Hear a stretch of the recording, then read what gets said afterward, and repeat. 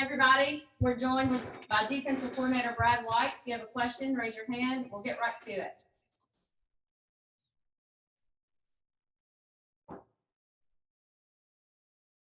Nope, no questions. All right. Josh Moore. Oh, all right, Josh, you broke the ice. Sorry. I think we're all a little winded from yesterday and the day before. It sounded like Saturday the defense got the better of things. I know it's kind of ebbs and flows, but what have you seen since then that's kind of encouraged you or maybe discouraged you?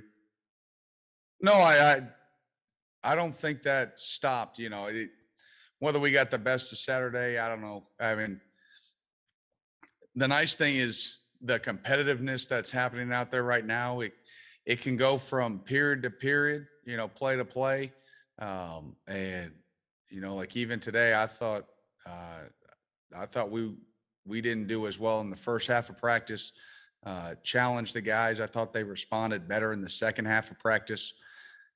But that's pretty much how it's been going, which is great. I mean, that's how you get better, when you get beat and, you have to respond, and it's good evaluation for us as coaches to see, who can respond when adversity hits, because we're going to see it, and you see it in every game, you see it in a drive. So, no, it's good to see, and it's good for us as coaches, because then, it's a focus for us is that we've got to sort of make in practice corrections, and adjustments if something is not working right there. So it's good for everybody.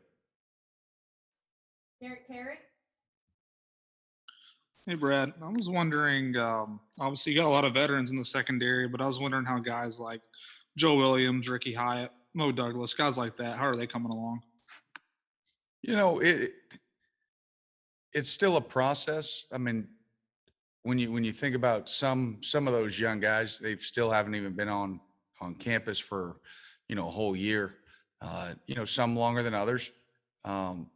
But they're trying to adjust to the speed of it, because it's one thing, if you're going against a backup, or then all of a sudden, we throw you into, we want to see some of these guys can do against starting caliber SEC type players. And, they get their eyes open a little bit at times, and they need to, because it's not going to be any slower on game day. It's only going to be faster when guys are really amped up. So they're progressing. They need to continue to really push the envelope to be able to help us. Adam Luckett. Hey, Brad, another young guy, Carrington Valentine. He kind of surprised some people, I guess, starting the last couple of games. How's he doing this spring? And on the other side, how's Dort doing? We haven't really heard much about him so far. Yeah. Starting with Carrington, he's playing a little bit like the way practice is going. He'll have a really good period, and then he'll have some where, his eyes or his technique get loose, and we've got to jump on him a little bit, and I liked how he responded today. Again, I kind of just wasn't just him, but the entire defense sort of in that first half of practice. I wasn't real pleased. So I got on all of them. I got on Carrington on a play or two, and I like how he responded, at the second half of practice, made some plays, almost walked off. He should have had a pick that would have been a touchdown, made a nice break in PBU, but he's going to be a guy that's going to help us, and he needs to, and that length, that competitiveness. And the thing for him is he has to learn to play as an alpha all the time. And even though you're just, he's another guy that's just finishing his freshman year. You got to play with that alpha mentality on the edge. We saw those two yesterday at Pro Day, between Kelvin and Brandon. Those two are alphas, and they'd be willing to challenge any receiver that stepped up to them, didn't matter how good, what their ranking was, this or that.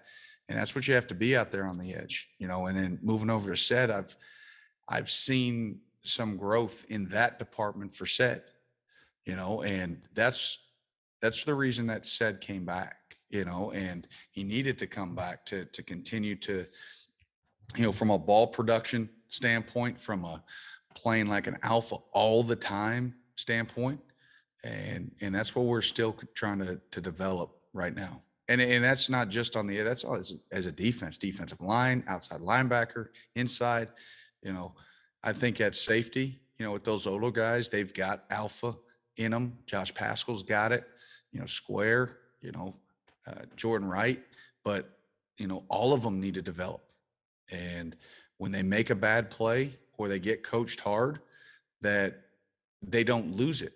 Like you can't get coached hard and then, cower away and become a puppy. Nick Roush?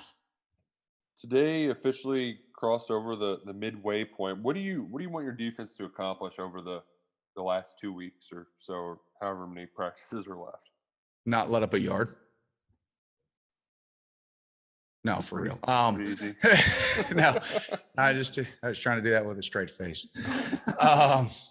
Oh, it's growth. I mean, at this time, and Coach Stoops has talked about it. I mean, and like he said, it's not coach speak. You want to develop fundamentally. And what I want our guys to understand are concepts. Because when you get into this season and you game plan and you want to make small tweaks here or there, if they understand the concept, you can make those adjustments. You can make pattern changes. You can make cover adjustments because all you're doing is switching bodies. But if you don't understand the concept of what's trying to get taught and the technique that's related with the concept, every defense is a new defense. And it's like rogue memory. And what we're trying to do is just create buckets and say, hey, listen, this is just like this. Oh, I got that, coach. So I'm not learning two things. I'm just learning how to put two things into one bucket or four things into one bucket. But if they can't learn the concept, it seems like four different buckets and you're bound to lose something that way. So, and we can't be as multiple. We can't be as diverse if we don't understand concepts. So that's the big thing I want these guys to get out of it, especially the older guys. John Hale? Brad, it looked like JJ Weaver had posted some videos recently of him running. I'm just curious, how do you feel about his rehab to date? And what have you kind of tasked him with working on while he physically can't be out there right now? Yeah, as far as the rehab process, that's a question for coach and for our trainers, and Gabe does a great job. I just listen to what he tells me. And but what I do know is that he's working his tail off. And that's all I can ask for is a guy that puts in the time and he grinds. Now, as far as what the two of us do, right now it's big on the mental piece. And it's still for him to, just like we talked about concepts for the guys that are playing right now, it's the same for him. So when he steps back, he may not be able to physically execute them, but at least if we can have it all mentally locked in, then we're farther ahead in the process about, okay, when you come back, now let's physically put those things into action and go from there. And he's done a great job with, he's up all the time, watching film, he's asking, he's getting all his rehab sessions in, pushing hard and say, hey, can I come up after and let's do some individual stuff. He's in every meeting.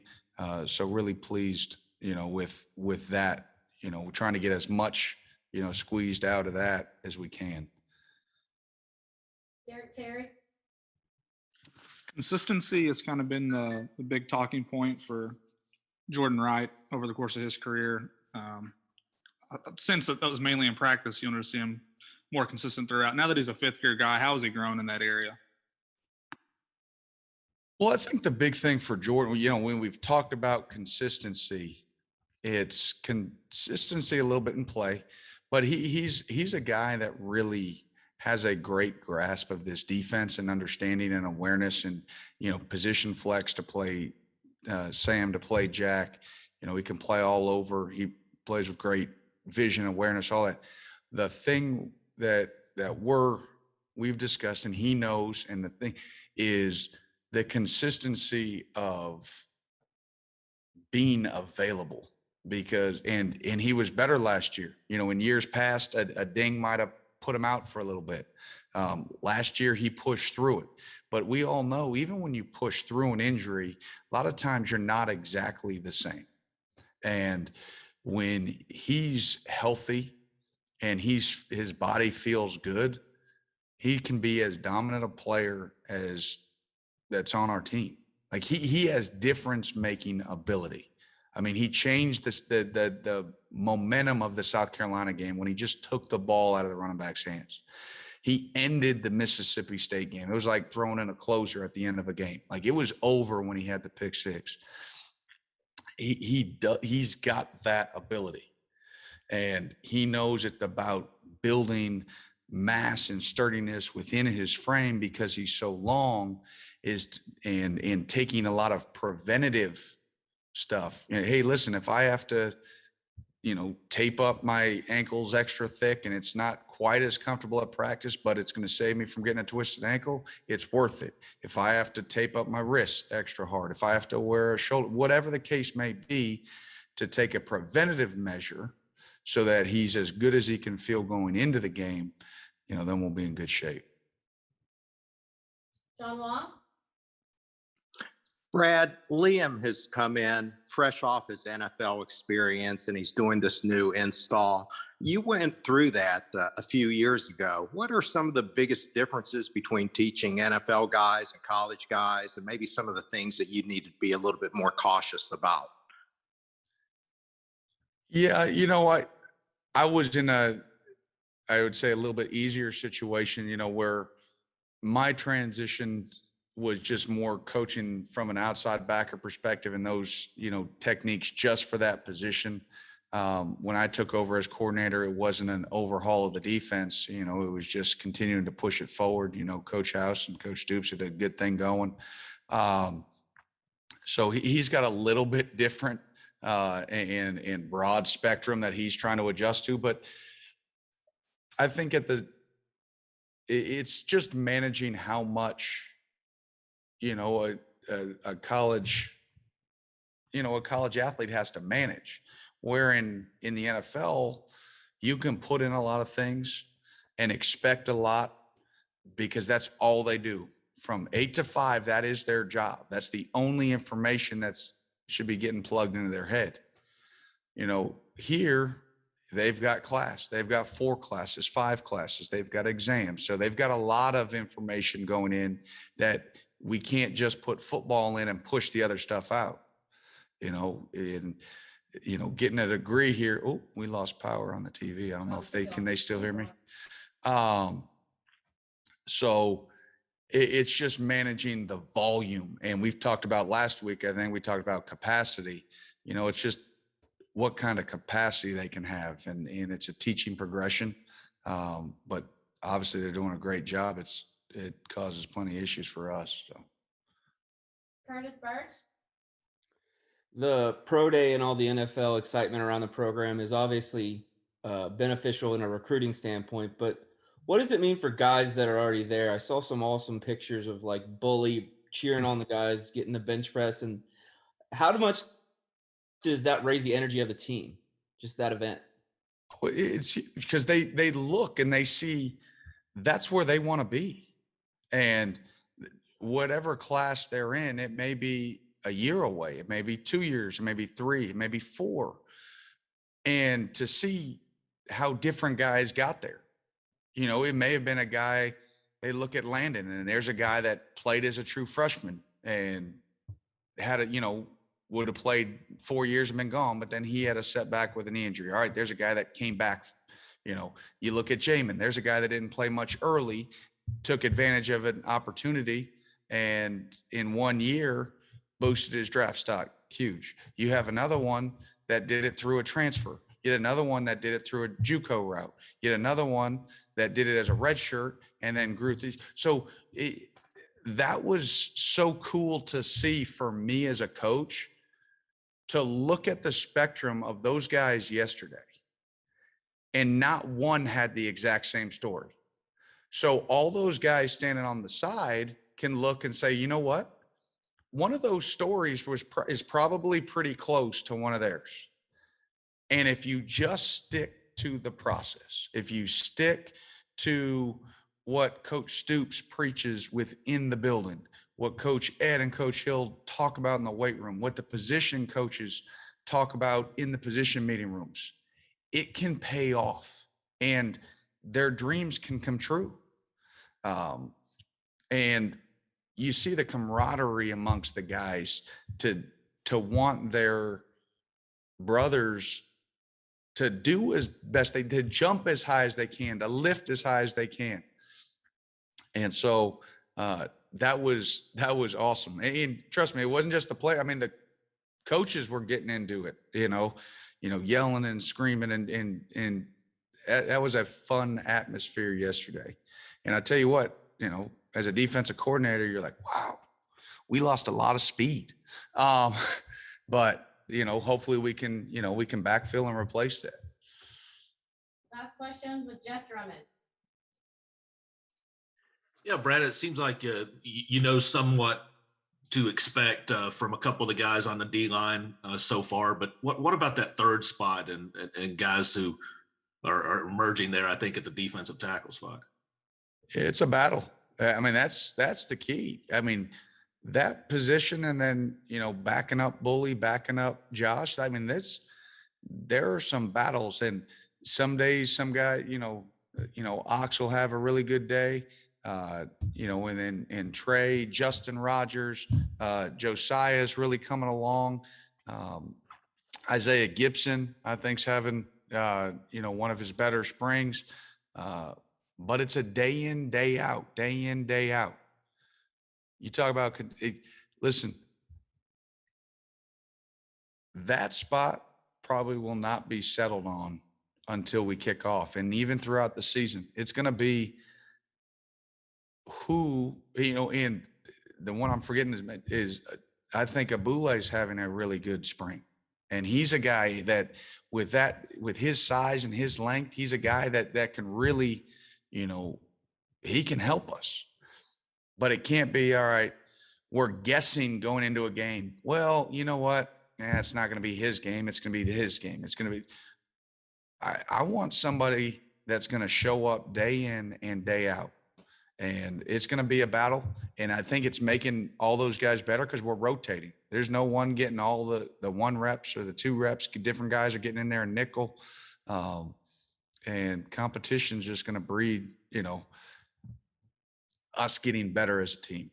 And that's what's so much fun right now, competing on defense, competing against the offense. I mean, there's a lot of juice, a lot of energy.